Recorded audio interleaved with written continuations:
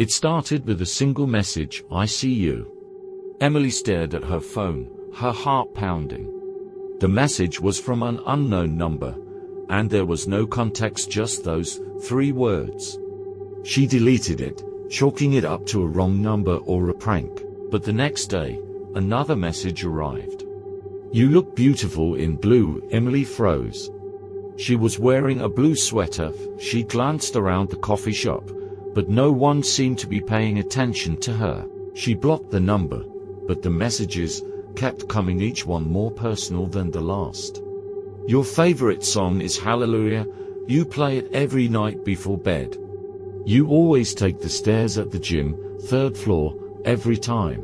Emily's hands trembled as she called the police, but they told her there was nothing they could do without evidence. She installed security cameras around her apartment, but they only captured shadows and blurry figures.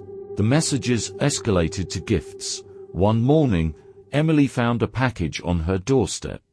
Inside was a delicate silver necklace with a small pendant shaped like a crescent moon. The note read, "For my moonlit beauty." She threw it in the trash, but the next day, another gift appeared, a book of poetry, with a note tucked inside, "For quiet nights. You'll need it." The gifts kept coming: a scarf, a candle, a framed photo of her apartment building. Each one felt more invasive than the last. Emily's sense of safety shattered when she found a gift inside her apartment, a single red rose placed on her pillow. One night, Emily woke up to the sound of footsteps in her apartment. She grabbed her phone and hid in the closet, her heart pounding. The footsteps stopped outside her door, and she heard a soft knock, then a whisper, "I'm here." When she finally mustered the courage to open the door, there was no one there, just a single red rose on the floor. She checked the security cameras, but the footage was corrupted. That night, she lay in bed, clutching a baseball bat, listening for any sound. Just as she was about to drift off, she heard a faint creak from the hallway. Her breath caught. The doorknob turned slowly, and the door inched open.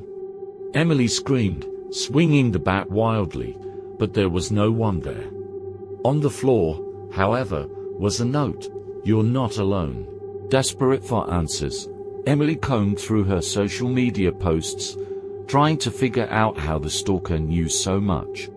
She realized they were using her geotags, timestamps, and even reflections in mirrors to track her.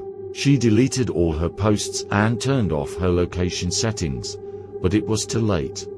The stalker had already infiltrated her life. She started noticing small changes in her apartment: a chair moved, a cup placed where she never would have left it, a faint smell of cologne. One day, she found a USB drive in her mailbox.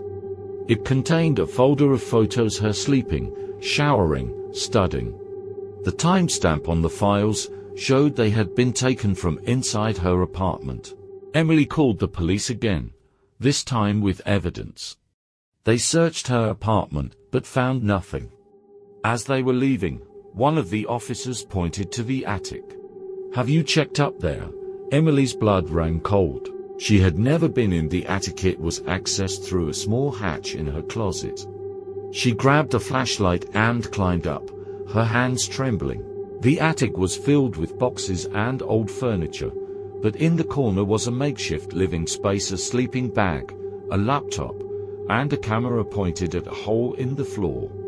The camera was connected to a monitor, showing a live feed of her bedroom. Emily's heart raced as she realized the stalker had been living above her this whole time. She heard a noise behind her and turned around, but it was too late. A hand clamped over her mouth, and she was dragged to the floor. The man was tall, with hollow eyes and a twisted smile. "You shouldn't have come up here," he whispered. Emily fought back, kicking and screaming, until she managed to break free. She grabbed the camera and smashed it over his head, then ran for the hatch. She tumbled down into her closet, slamming the hatch shut and locking it. The police arrived and arrested the man, who turned out to be a former classmate obsessed with Emily. He had been stalking her for months, using her social media to track her every move. Emily moved out of the apartment and took a break from social media, but she couldn't shake the feeling that she was still being watched. Every creak, every shadow, made her heart race. One night, as she lay in bed, her phone buzzed. It was a message from an unknown number. "I'll always be watching."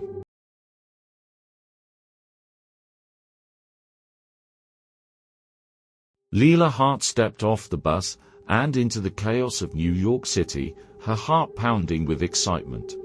She had dreamed of this moment for years, leaving her small town behind to pursue a career in modeling.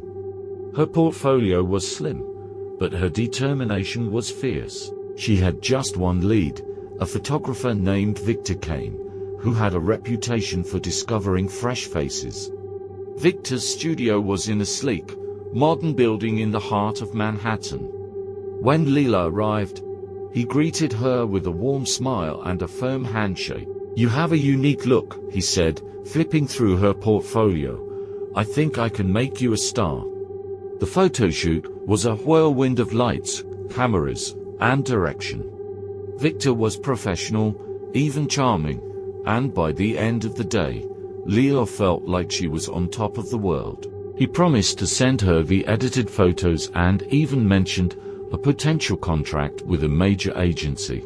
The photos Victor sent were stunning. Lila couldn't believe how glamorous she looked, but then the messages started. At first, they were harmless compliments on her work, suggestions for future shoots. But soon, they became more frequent, more personal. "You look beautiful today. I saw you at the coffee shop. That red dress suits you. You should wear it more often. You're even more stunning when you sleep." Lila's stomach churned. She hadn't told Victor where she lived, but somehow he knew. She blocked his number, but the messages kept coming from new ones. Then, he started showing up uninvited at her photo shoots, her gym, even her favorite cafe. He always had an excuse. "I was in the neighborhood.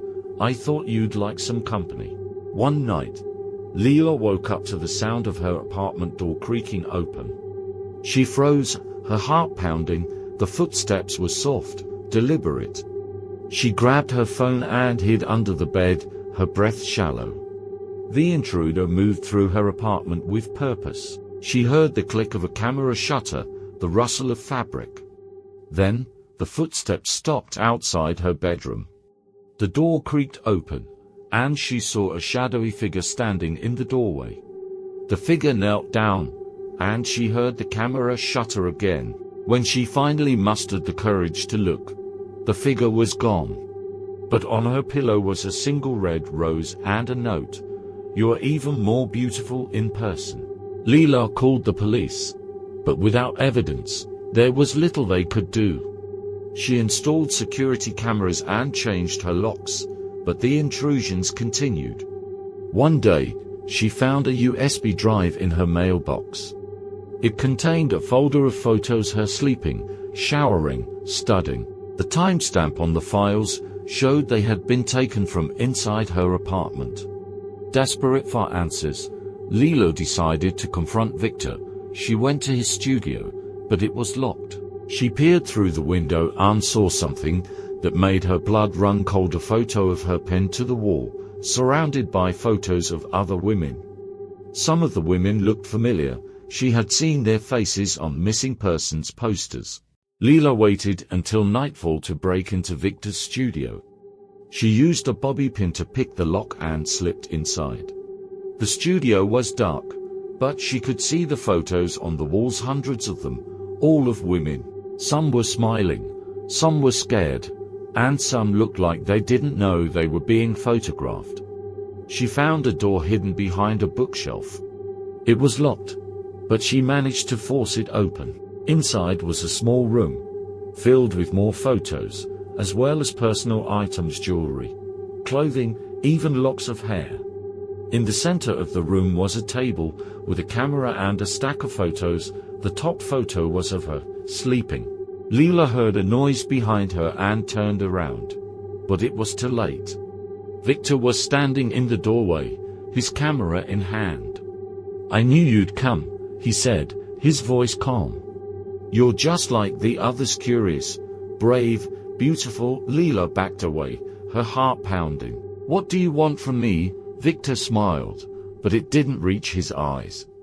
"I want to capture your essence, your beauty, your fear. It's all so intoxicating."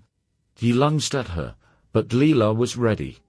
She grabbed the camera and smashed it over his head, then ran for the door. She didn't stop running until she reached the police station. Police arrested Victor and searched his studio. They found evidence linking him to the disappearances of several women, but Lila couldn't shake the feeling that he wasn't working alone. She moved out of her apartment and took a break from modeling, but she couldn't escape the feeling that she was still being watched. One night, as she lay in bed, her phone buzzed.